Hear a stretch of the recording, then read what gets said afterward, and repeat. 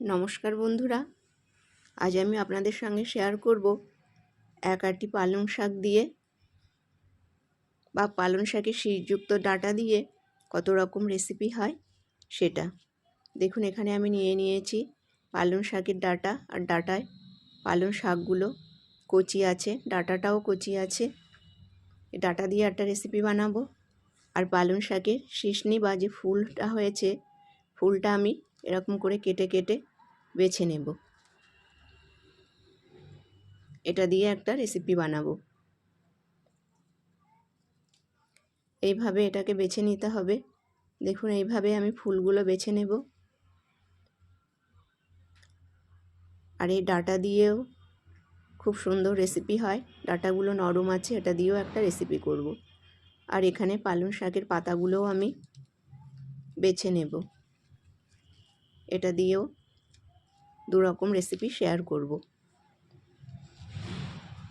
আমি এইভাবে পালং শাকের পাতাগুলো বেছে নেব। এই ডাঁটাটা দেখুন কত সুন্দর কচি আর নরম আছে। প্রথমে আমি এই ফুল দিয়ে একটা রেসিপি বানাবো।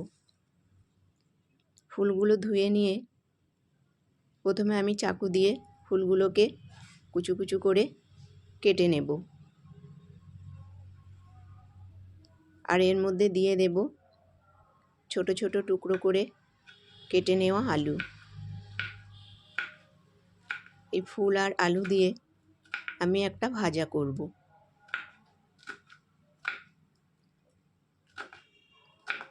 এইভাবে আমি সব ফুলগুলো কেটে নিয়েছি, আর আলুটাও টুকরো টুকরো করে নিয়েছি। গ্যাস অন করে বসিয়ে দিয়েছি কড়া, আর দিয়ে দিয়েছি রিফাইন্ড অয়েল। তেলটা গরম হয়ে গেলে এর মধ্যে দিয়ে দিলাম 4 ফোড়ন আর 2 পিস শুকনো লঙ্কা। এবার আমি এর মধ্যে দিয়ে দেব টুকরো করে কেটে নেওয়া পেঁয়াজ। পেঁয়াজটা একটু ভাজা হলে এর মধ্যে দিয়ে দেব আলু। আলু দিয়ে এটাকে একটু হালকা ভেজে নেব। এবার আমি এর মধ্যে দিয়ে দেব পালং শাকের ফুলগুলো। ফুলগুলো খুব কচি আছে, সেই জন্য এটাকে ভাপানোর কোনো দরকার নাই। যদি ফুলগুলো একটু শক্ত হয়ে যেত বা পেকে পেকে যেত, তখন ফুলগুলো একটু ভাপিয়ে ফেলে দিয়ে তারপর একই রকমভাবে ভাজাটা করতে হবে। এবার এটাকে একটু এইভাবে নাড়িয়ে দিয়ে এর মধ্যে আমি দিয়ে দেব লবণ আর হলুদ। দিয়ে দিলাম লবণ।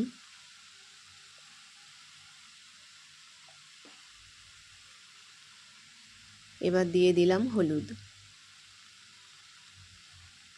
এটাকে একটু নাড়িয়ে নিয়ে এর মধ্যে দিয়ে দেব সামান্য পরিমাণ চিনি।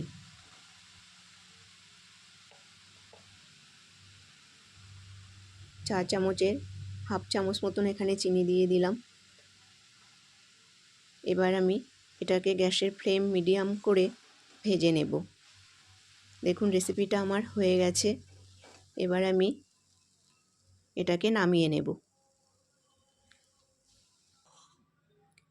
রেসিপিটা আমার সম্পূর্ণ তৈরি হয়ে গেছে। পালং শাকের ফুল ভাজা।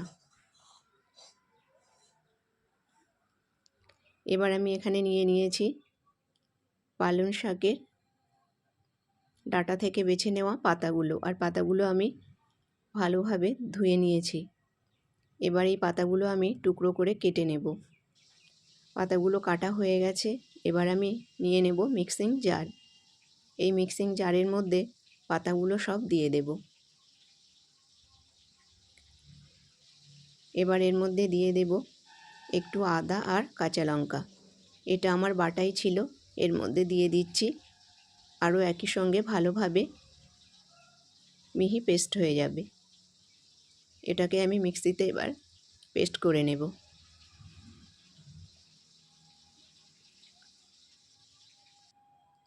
মিক্সিতে পেস্ট করে নিয়েছি। এবার খুলে দেখে নেব। দেখুন, এটা আমার খুব সুন্দর পেস্ট হয়ে গেছে। এবার এটাকে একটা পাত্রে ঢেলে নেব। এখানে আমি নিয়ে নিয়েছি একটা ডেকচিতে 1 বাটি আটা আর 2 বাটি ময়দা।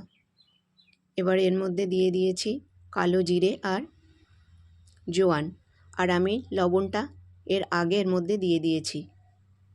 এবার আমি দিয়ে দিচ্ছি 2 চামচ রিফাইন্ড অয়েল। এবার এগুলোকে আমি ভালোভাবে মিশিয়ে একটু ময়ান দিয়ে নেব। এটা আমার ময়ান দেওয়া হয়ে গেছে। এবার আমি এই পালং শাকের বাটাটা বা ব্যাটারটা এর মধ্যে দিয়ে দেব। আমি এর মধ্যে প্রথমে কোনো জল ব্যবহার করছি না, দিয়ে এটাকে ভালোভাবে মিশিয়ে নিয়েছি। এবার আমি এখানে নিয়ে নিয়েছি 1 চামচ চিনি আর 1 চামচ জিরে গুঁড়ো। আপনারা চাইলে এর মধ্যে একটু লঙ্কাও দিতে পারেন। এভাবে এটাকে মিশিয়ে এই সামান্য জল দিয়ে আমি এটাকে খুব ভালোভাবে মেখে নেব। এটাকে একটা ডোয়ে পরিণত করে নেব। দেখুন ডোটা আমার হয়ে গেছে। আবারও আমি 1 চামচ রিফাইন্ড অয়েল দিয়ে এটাকে একটু চটকে তেলটা ডোয়ের গায়ে ভালোভাবে মেখে গেলে এটাকে সেট হওয়ার জন্য 20 মিনিট ঢেকে রেখে দেব। এটাকে ঢেকে দিলাম। ফিরে এলাম 20 মিনিট পর। এবার আমি দেখে নেব মাখাটা কীরকম সেট হয়ে গেছে। দেখুন মাখাটা সুন্দরভাবে সেট হয়ে গেছে। এবার এটাকে আমি আরেকটু ভালোভাবে চটকে নিয়ে এর থেকে 2 রকম লেচি করে নিয়েছি। একটা লেচি করে নিয়েছি বড় সাইজের, এটা দিয়ে আমি পরাটা বানাবো, আর ছোটোগুলো দিয়ে লুচি বানাবো। এখানে নিয়ে নিয়েছি বেলান চাকি। এর মধ্যে একটু এই বেলানের উপর আমি একটু ময়দা ছড়িয়ে প্রথমে একটা বড় লেচি নিয়ে এটাকে রুটির মতন করে বেলে নেব। এই পালং শাক দিয়ে আপনারা পালং শাক করতে পারেন, কিংবা লাবড়ার মধ্যে দিয়েও বানাতে পারেন। পালং শাক দিয়ে কিন্তু অনেক রেসিপি হয়। দেখুন এটা আমি রুটির মতো বেলে নিয়েছি, আর আমি পরাটাটা গোল করেই বানাচ্ছি। আপনারা চাইলে পরাটাটার ভিতরে তেল লাগিয়ে এইভাবে ফোল্ড করে পরাটা করেও ভাজতে পারেন। এবার আমি এটাকে ভেজে নেব। গ্যাস অন করে বসিয়ে দিয়েছি একটা পাত্র, আর এটা গরম হয়ে গেলে দিয়ে দিলাম পরাটাটা। পরাটাটা একটু ফুলতে শুরু করলেই এটাকে এইভাবে আমি উল্টে দেব। দিয়ে এর উপরে আমি দিয়ে দেব সাদা তেল। দিয়ে পরাটাটা আমি ভালোভাবে তেলে মাখিয়ে নেব। আর পরাটাটা ভাজবার সময় গ্যাসের ফ্লেমটা হাই রাখতে হবে। গ্যাসের ফ্লেমটা স্লোতে দিলে পরাটাটা শক্ত হয়ে যেতে পারে। এইভাবে উল্টে দিয়ে আমি একই রকমভাবে পরাটার এপিঠেও তেল লাগিয়ে নেব। দেখুন পরাটার 2 পিঠই আমার ভাজা হয়ে গেছে। এটাকে একটু কড়া করে ভাজতে হবে। আর এক রকম রেসিপি আমার হয়ে গেছে। এবার আমি লুচিটা করে দেখাচ্ছি। এখানে একটা ছোট লেচি নিয়ে নিয়েছি, আর একটু তেল নিয়ে আমি লুচিটা বেলে নেব। দেখুন লুচিটা আমার বেলা হয়ে গেছে। এইভাবে বেলে নিয়ে আমি এটাকে তেলে ভেজে নেব। আবারও আমি কড়া বসিয়ে দিয়ে দিয়েছি সাদা তেল, আর তেলটা গরম হয়ে গেলে বেলে রাখা লুচিটা আমি এর মধ্যে দিয়ে দিয়েছি। আর লুচিটা তেলের উপর আস্তে আস্তে ফুলতে শুরু করেছে।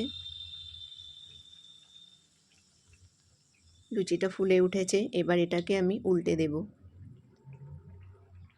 এইভাবে আমি উল্টে পাল্টে সব লুচিগুলো ভেজে নেব।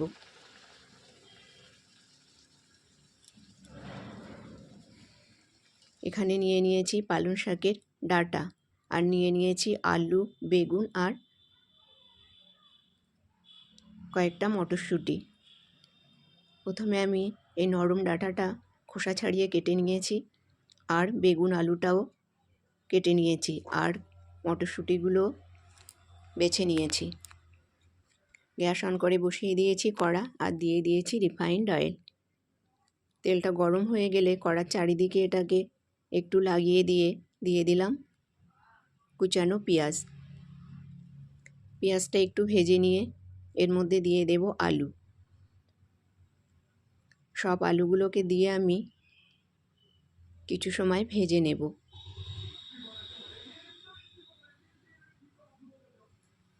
আলুগুলো ভাজা হয়ে গেলে এর মধ্যে দিয়ে দিচ্ছি বেগুন। বেগুন দিয়েও একটু ভেজে নেব। এবার আমি এর মধ্যে দিয়ে দিচ্ছি একটু আদা কুচি। যেহেতু এর মধ্যে আমি পালং শাকের ডাঁটা দেব, পালং শাকের ডাঁটার মধ্যে আদাটা ভালোই লাগে। এবার আমি এর মধ্যে দিয়ে দিচ্ছি পালং শাকের ডাঁটাগুলো দিয়ে আর একটু এইভাবে আমি ভেজে নিয়ে এর মধ্যে দিয়ে দিচ্ছি 4টে চেরা কাঁচা লঙ্কা। কাঁচা লঙ্কা দিয়ে আবারও আমি এটাকে একটু ভেজে নিয়ে এর মধ্যে দিয়ে দিচ্ছি পরিমাণ মতন লবণ। এবার দিয়ে দিচ্ছি পরিমাণ মতন হলুদ। এবার এগুলোকে একটু নাড়াচাড়া করে নিয়ে আমি এর মধ্যে দিয়ে দেব মটরশুঁটি।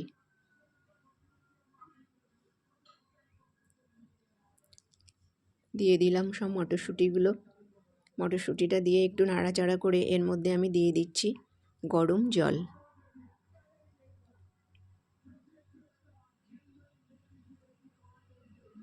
গরম জল দিয়ে এটাকে আমি ঢেকে 10 মিনিট ফুটিয়ে নেব, যাতে এগুলো আমার ভালোভাবে সিদ্ধ হয়ে যায়। এটাকে আমি ঢেকে দিলাম। ফিরে এলাম 10 মিনিট পর। এবার দেখে নেব এগুলো আমার কেমন সিদ্ধ হয়েছে। দেখুন বেগুন আমার সিদ্ধ হয়ে গেছে আর ডাঁটা আলুটাও সিদ্ধ হয়ে গেছে। এবার এটাকে আমি নামিয়ে নেব আর বেগুনগুলোকে আলাদা করে নেব। গ্যাস অন করে আবারও বসিয়ে দিয়েছি কড়া আর দিয়ে দিয়েছি সর্ষের তেল। আর এখানে নিয়ে নিয়েছি 4 পিস ভেটকি মাছ। মাছটাকে নুন হলুদ মাখিয়ে এই গরম তেলের মধ্যে দিয়ে আমি ভালোভাবে ভেজে নেব।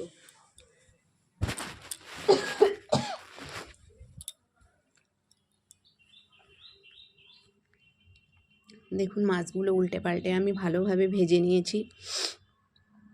এবার মাছগুলোকে আমি উঠিয়ে নেব।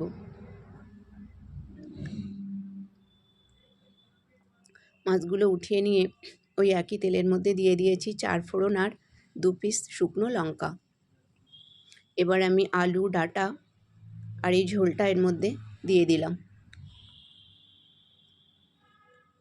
এটাকে দিয়ে একটু নাড়িয়ে এর মধ্যে দিয়ে দেব ভেজে রাখা মাছ। ভেজে রাখা মাছ দিয়ে এটাকে একটু ফুটিয়ে নেব। বন্ধুরা, আমার আজকের এই রেসিপি যদি আপনাদের ভালো লেগে থাকে তাহলে লাইক, শেয়ার এবং চ্যানেলটাকে সাবস্ক্রাইব করবার অনুরোধ রইল। এবার আমি এর মধ্যে দিয়ে দিলাম উঠিয়ে রাখা বেগুনগুলো। দিয়ে এর মধ্যে দিয়ে দিচ্ছি 1/2 চামচ জিরে গুঁড়ো, 1/2 চামচ লাল লঙ্কার গুঁড়ো আর দিয়ে দিচ্ছি 1 চামচ মতন সর্ষে বাটা। দিয়ে এটাকে ভালোভাবে মিশিয়ে নিয়ে আমি এটাকে ফুটিয়ে নেব। দেখুন এটা আমার ফুটে উঠেছে। আরও কিছু সময় ফুটিয়ে নিলেই তৈরি হয়ে যাবে আমার আজকের পালং শাকের ডাঁটা দিয়ে বেগুনের তরকারি রেসিপিটা। বন্ধুরা, ভিডিওটা এত সময় দেখবার জন্য আপনাদেরকে অসংখ্য ধন্যবাদ।